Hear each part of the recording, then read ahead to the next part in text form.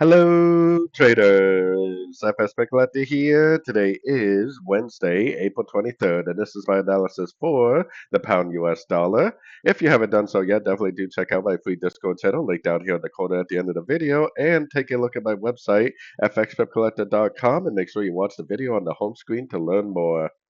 So, anyways, all the dollar pairs made a pretty significant little counter trend move. We definitely got a pretty decent little break of structure. If we actually go back to the daily time frame, which for me is very important, then we definitely do have at least a five-wave structure on the daily. So we could end up possibly making a much bigger correction, possibly even a wave two.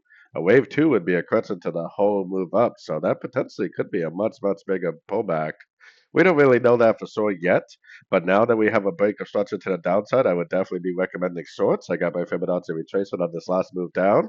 I would be keeping an eye on my fib levels. I'd be looking for one, two, three waves up. I'd be looking for engulfing down to go short for the continuation of this move down.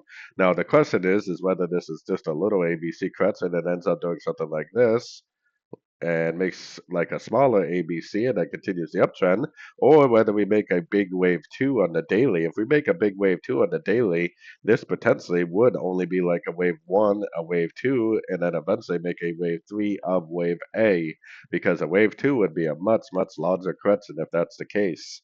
Either scenario, it's not that important to know the difference because now we're definitely looking for shorts.